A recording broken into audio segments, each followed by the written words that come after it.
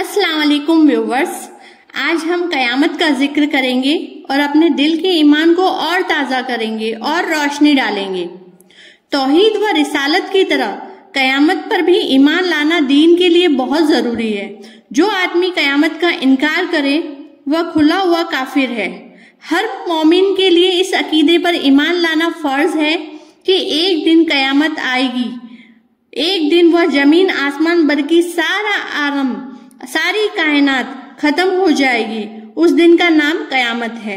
कयामत के से पहले कुछ निशानियां जाहिर होगी, जिनमें से कुछ निशानियों का जिक्र करेंगे।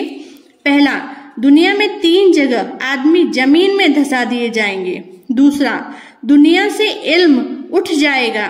तीसरा, अज्ञानता बढ़ जाएगी। चौथा, मर्दों की तादाद कम हो जाएगी और औरतें बहुत अधिक होंगी, यहाँ तक कि एक मर्द की सरपरस्ती में 50 औरतें होंगी। अरब में खेती, बाग और नहरें जारी हो जाएगी। 7वां, दीन पर कायम रहना इतना ही मुश्किल होगा जैसे मुट्ठी में अंगारा लेना, यहाँ तक कि आदमी कब्रिस्तान में जाकर कहेगा कि काश मैं इस कब्र में होता। 8वां, लोग दीन का इल्म पढ़ेंगे मगर दीन के लिए नहीं। मर्द अपनी औरत का आज्ञाकारी होगा और माँ बाप का अवज्ञाकारी होगा।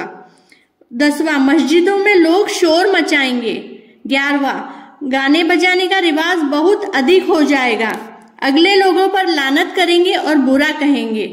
जानवर आदमियों से बात करेंगे। जलील लोग जिनको तन का कपड़ा और जूते नसीब न थे, बड़े बड़े महलों में गर्व करेंगे। समय में बरकत खत्म हो जाएगी, यहाँ तक कि साल महीने जैसे, महीने हफ्ते जैसे और हफ्ता एक दिन की तरह गुजर जाएगा। कुछ कुछ निशानियां तो जाहिर होने लगी है। हम देख भी रहे हैं कि हमारा वक्त कितना जल्दी से जल्दी गुजर रहा है। कहने का मतलब यह है कि अल्लाह और उसके रसूल ने कयामत की जितनी भी निशानियां बताई है सब जाहिर होकर रहेगी। यहाँ तक इमाम मेहदी आ जाएंगे, दज्जाल निकलेगा और उसे कत्ल करने के लिए हजरत ईसा अलैहिस्सलाम आसमान से उतरेंगे। याजूज माजूज जो बड़े ही ताकतवर लोग हैं निकलकर जमीन पर फैल जाएंगे, बड़े बड़े फसाद और बर्बादी फैलाएंगे, फिर अल्लाह के प्रकोप से हलाक भी हो जाएंगे।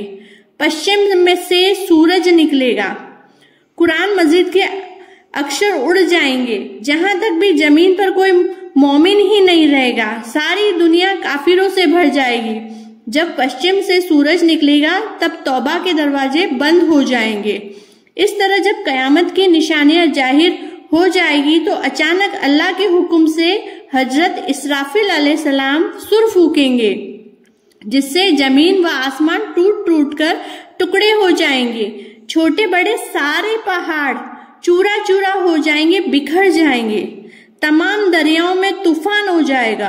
जमीन से फट जाने के कारण एक दरिया दूसरे दरिया में मिल जाएगा। सारी जानदार मखलूक मर जाएगी। सारी कायनात तबाह और बर्बाद हो जाएगी। फिर एक लंबे समय बाद अल्लाह ताला चाहेगा सारा आलम फिर पैदा होगा, तो इस बार हजरत इसराफिल अलैहिस्सलाम फिर सुर फूकेंगे। सुर फूकने से ये सारी चीजें दोबारा पैदा हो जाएगी। मुर्दे जिंदा होकर हश्र के मैदान में जमा होंगे। वहां सबके अमाल तराजू में तोले जाएंगे, हिसाब किताब होगा। हमारे प्यारे आका हुजूर सल्लल्लाहु अलैहि वसल्लम सिफारिश फरमाएंगे, अपनी उम्मत और हौजे खोशर का उनको पानी पिलाएंगे। नेक लोगों का अमाल नामा दाहिने हाथ में दिया जाएगा और बुरे और मुनाफिक लोगों का अमाल नामा बाएं हाथ में दिया जाएगा। ये लोग पुल सिरात पर चलाए जाएंगे। जिन लोगों के अमाल अच्छे होंगे वे हिफाजत के साथ पाक होकर जन्नत में चले जाएंगे। जो गुनहगार होंगे वे पुल से गिरकर जहन्नुम में चले जाएंगे। जहन्नुम पैदा हो चुकी है, उसमें तरह तरह के अजाब मौजूद है। जहन्नुम में लोग में से जिन लोगों के दिलों में कण भर भी ईमान होगा, थोड़ा सा भी, वह अपने गुनाहों की सजा भुगत कर नबियों की सिफारिश से जहन्नुम से निकलकर जन्नत में दाखिल होगा। मोमिन कितना भी बड़ा गुनाहगार क्यों ना हो, मगर वह हमेशा के लिए जहन्नुम में नहीं रखा जाएगा, बल्कि कुछ दिनों तक अपने गुनाहों की सजा भुगत कर जन्नत में दाखिल कर दिया जाएगा। काफिर व मुशरिक हमेशा हमेशा ही जहन्नुम में रहेंगे, तरह तरह के अजाबों के शिकार होंगे, इनको मौत भी नहीं आएगी। जन्नत भी बनाई जा चुकी है और इसमें तरह तरह की नेमतों का सारा सामान अल्लाह ताला ने पैदा फरमा रखा है। जन्नतियों को न तो कोई भय होगा, न किसी तरह का कोई रंज होगा। उनकी हर इच्छा व तमन्ना को अल्लाह ताला पूरी फरमाएगा और वे जन्नत के बागों में तरह तरह के मेवे और तरह तरह के मेवों का आनंद उठाएंगे और हमेशा हमेशा जन्नत में रहेंगे। न कभी वे जन्नत से निकाले जाएंगे और न कभी मरेंगे। शिर्क और कुफ्र के गुनाह को अल्लाह ताला ने कभी माफ नहीं किया है, न करेंगे।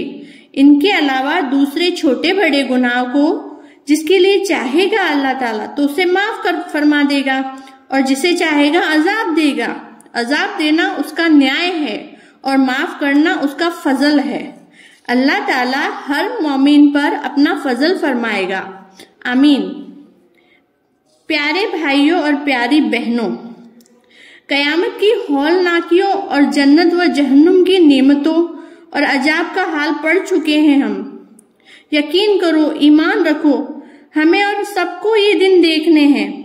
अल्लाह के लिए दुनिया के ऐशो आराम में पढ़कर आखिरत को मत भूल जाना। केवल मकान, खाना, कपड़े और दुनिया का सुख को ही नेमत नहीं समझना, बल्कि आखिरत की कुछ चिंता करनी चाहिए।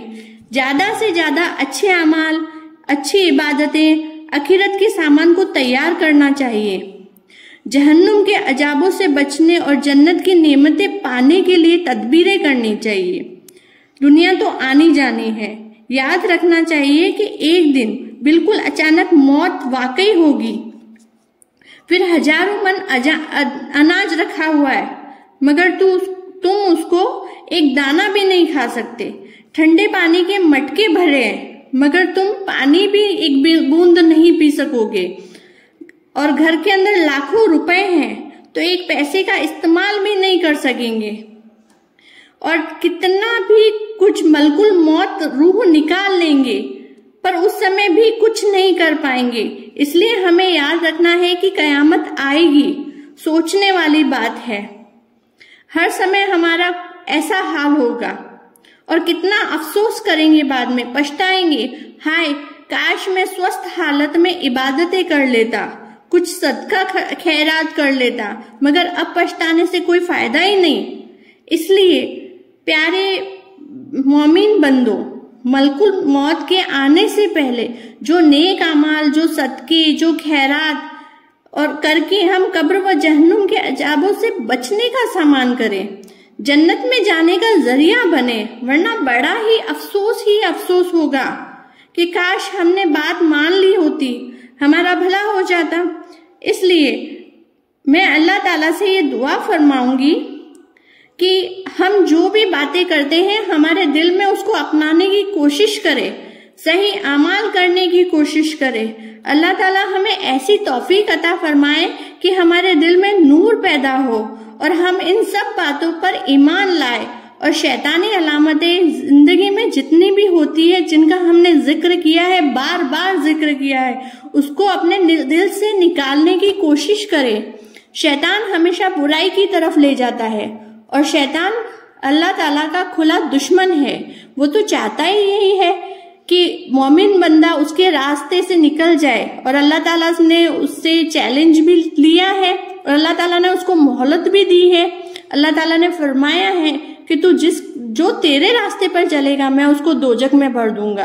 तो हमें शैतान को हराना है, हमको सही रास्ता इख्तियार करना है, सीधा और सच्चा चलना है। अल्लाह ताला से हम सब दुआ फरमाएंगे कि अल्लाह ताला हमारे दिल में रोशनी डाले, नेक अमालों की तौफीक दे, हमें सीधी राह दिखाए। आमीन।